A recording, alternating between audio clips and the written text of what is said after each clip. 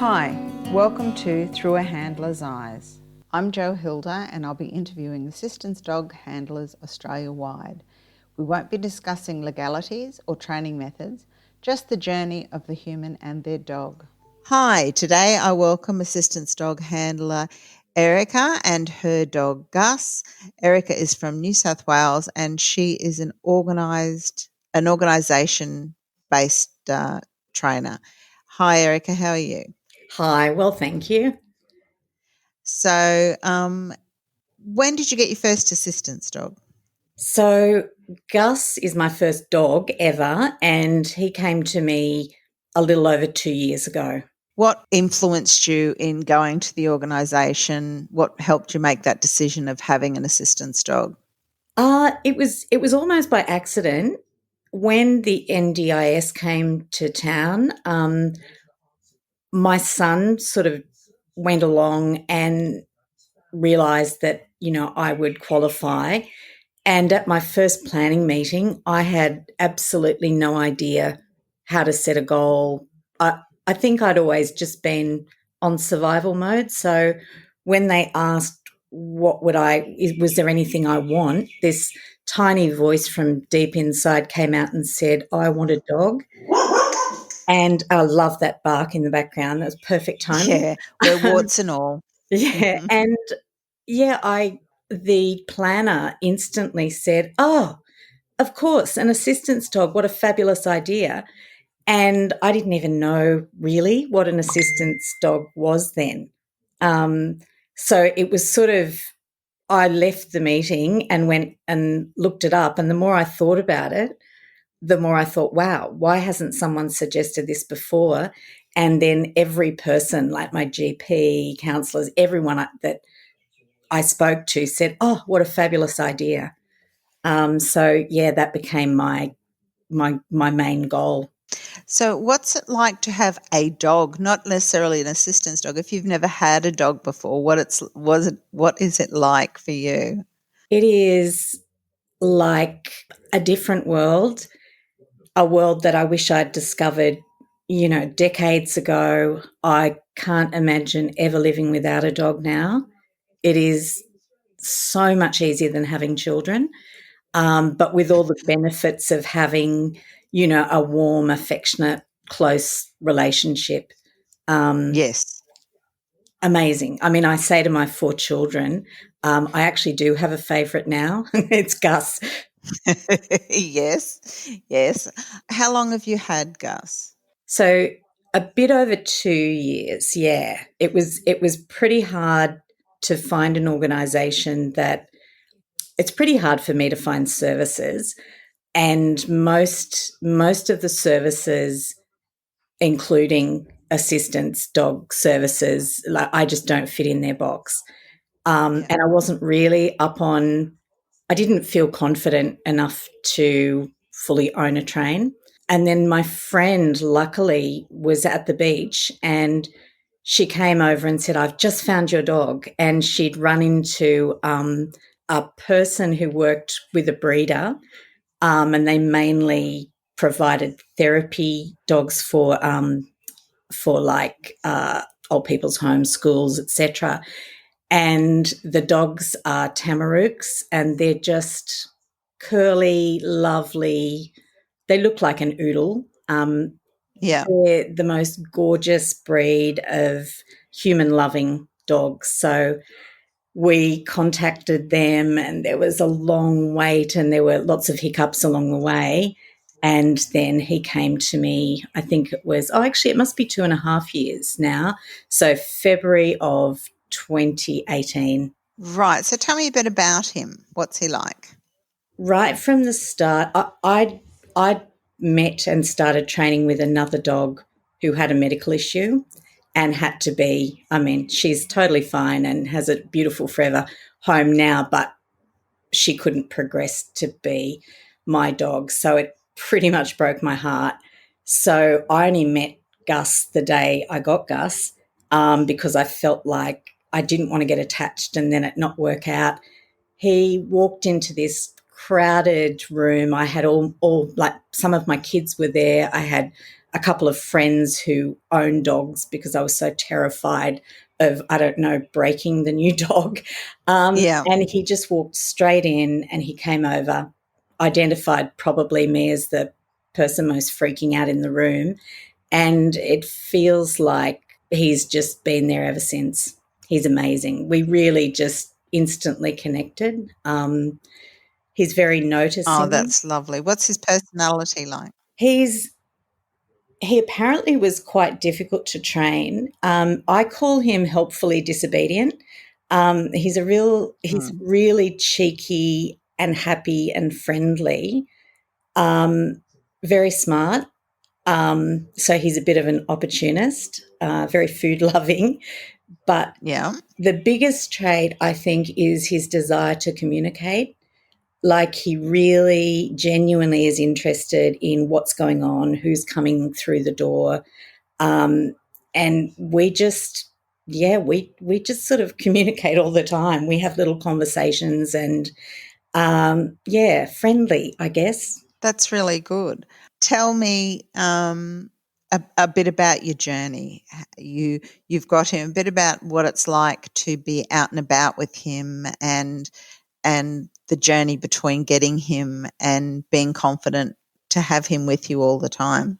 So for me, he just was with me all the time because I didn't have other supports in place, and my boys were able to leave home because I now had somebody with me. So in hindsight, it was it was odd but good that it was just full on. I think our first or second day we just went to the middle of Sydney peak hour and we're away doing things.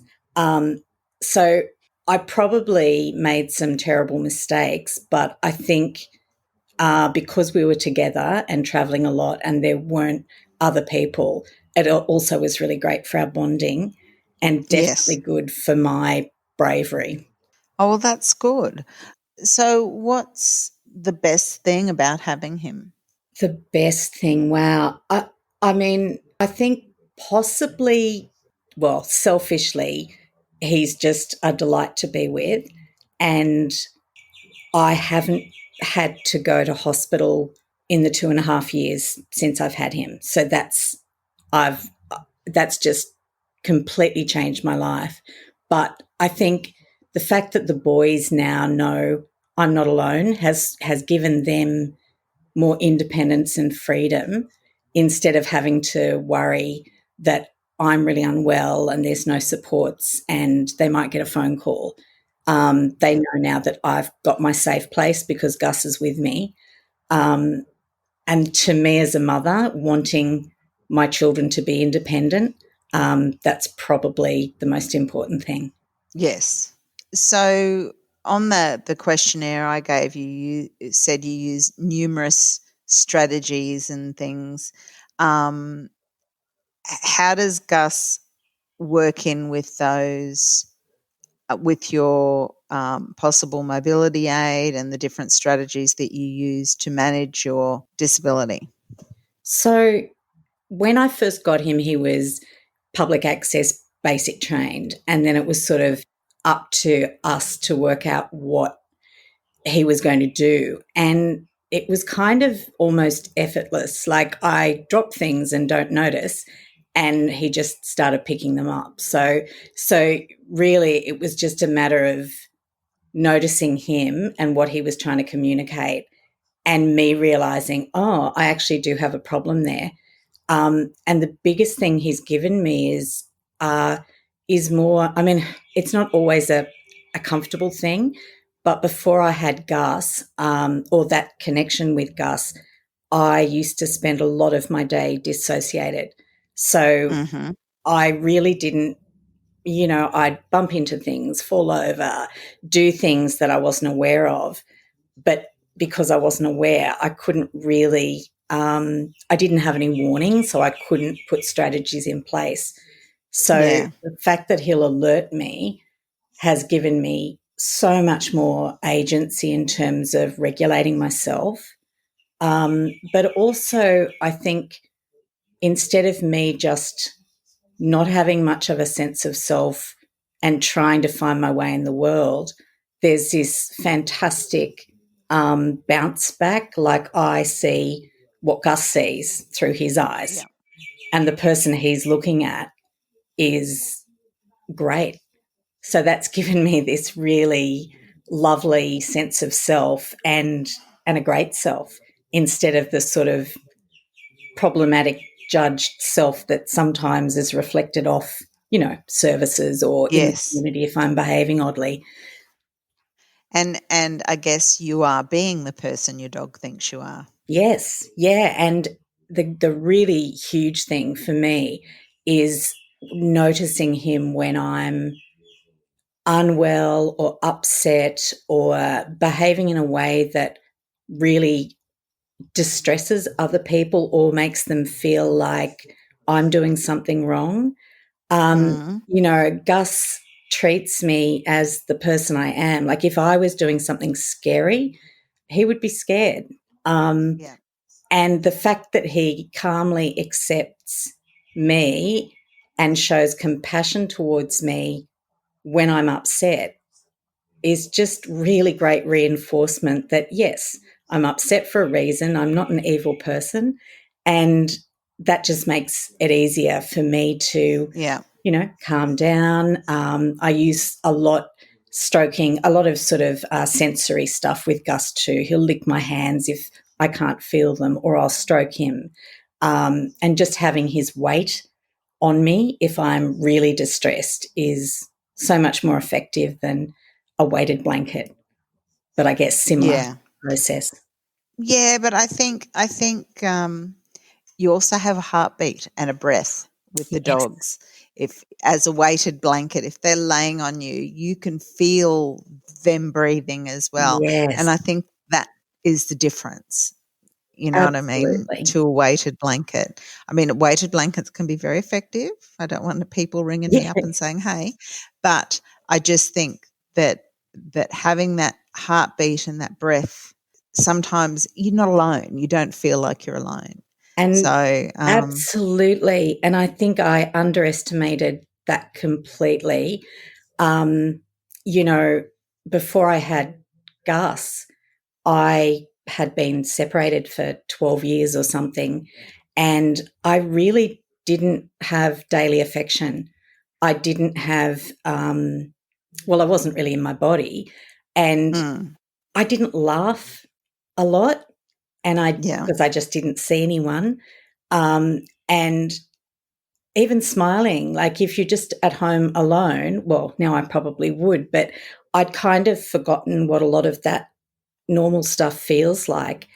And every day however bad my day is or whatever's going down, he makes me smile, he makes me laugh out loud. And I use my voice because I talk to him. So I used to just, yeah, yeah, like I'd go for days really without speaking.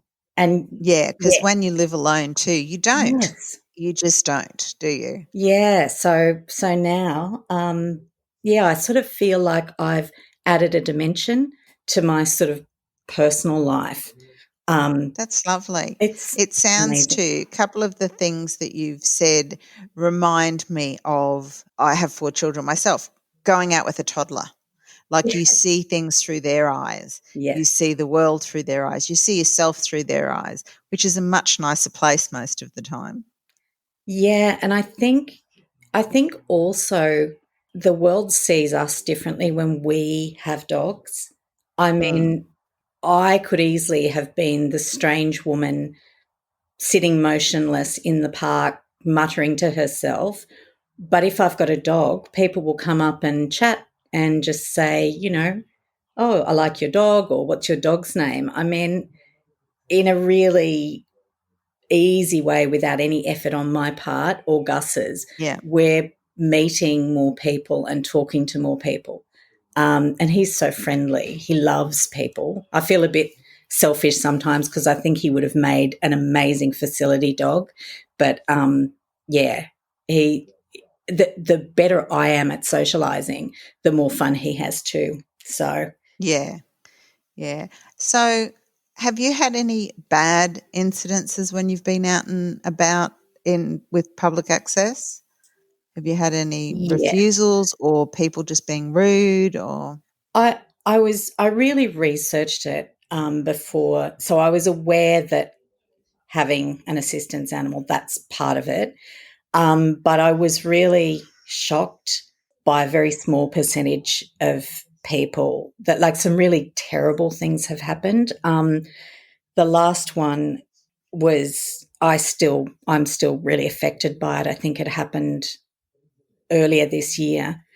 I've had a lot of trouble with, maybe 10% of Uber drivers or taxi Mm-hmm. drivers, and who can get quite abusive. I mean, I even had one, I hopped into a cab at Central Station and the cab driver went and got the police who, told him off and told him, he was breaking the law. But this particular Uber driver, I always sit in the back and Gus sits on the floor because I figure it's easier. So Yep. And that's the sort of public access requirement, isn't it? Well, I think there's been a lot of trouble because for me, because people see Gus and he's not a Labrador, which Mm. it's just one of those things. People think Yeah. guide dogs are real dogs, real assistance animals. Anyway, so they tend to sit in the front, and so I thought, like, we'll just make our rules. We sit in the back. So I sat in this cab, and the guy said, "Oh, you can't have your dog in there. I'm not taking your dog." And I sort of have a little thing that I say that's just pretty calm. And I just say, under the DDA, it's my right. So, if you move that seat forward, he'll sit on the floor. There's no dramas. And usually they'll mutter and curse a bit, but it's okay. And I have spoken to Uber a lot. Like, every time it happened, I'd Yeah, because Uber email. has a policy about that. Yeah, they do. Funny how policies and real life don't match. But this person, he got out of the car, and I don't remember, but the person that was there said he slammed the door angrily, which would have just kind of shocked me a bit. So, and he told me to put Gus in the boot and opened up the boot. And I said, I'm not putting my dog in the boot. Was it a hatchback or a boot? I think it was a boot. Yeah. Um, and Okay. he then, I mean, all I remember is the physical sensation. He then came and grabbed the lead out of my hand, and he tried to grab me and drag me out of the cab. And when things like that happen, I just shut down. So I would have been pretty unresponsive. And I ended up with massive bruising. It was so shocking. And he did it in front of the people's house I was leaving from. Like, it was just really awful. Yeah. And so that's kind of got in the way of my comfort with travel, because I just can't get in an Uber or a taxi after that. And even though the police have charged him, there's no court date because they can't find him or something. And it's just, Yeah. yeah. So I think I'm trying to feel like, yes, those people are out there anyway, and it's nothing to do with having a dog. But yeah, it surprises me when people are so angry and so adamant about it. Yeah. It's and people don't know the law. No, They think that it's their right. or they know and they My taxi or my car, yes, but it's a that's right. public access vehicle, so therefore public access rules apply. I'm so sorry you went through that. That's terrible. That's a terrible, It's terrible feeling. yeah, it's still shocking. Like, obviously people driving off and all of that stuff is upsetting at the time, but it kind of, you just think, oh, that sucks. I'll do this to make sure next time I have someone there with me. Or yeah, but this was just next level awful. That was And violence. That was yeah, terrible. and the scary thing was, the police think he thought where I was the address, so he then returned that night and slashed the tyres of the people I'd been visiting. So Oh, it was, no. yeah, horrible. Terrible. Okay, let's get off that. Tell me Yeah, something wonderful that's happened.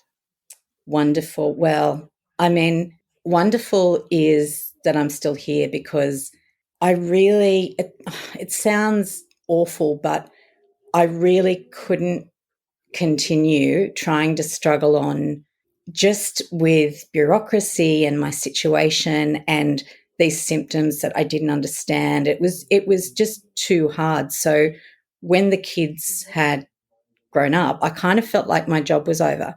And so that was it for me. But having Gus has, you know, it's just given me this concrete possible way to live it's not only possible, it's actually wonderful.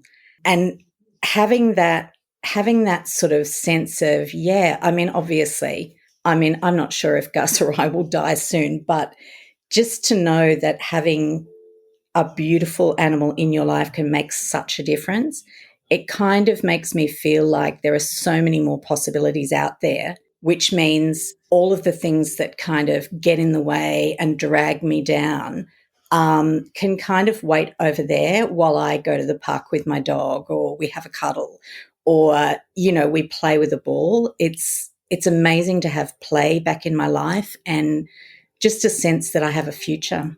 Oh, absolutely. That would be the most wonderful thing.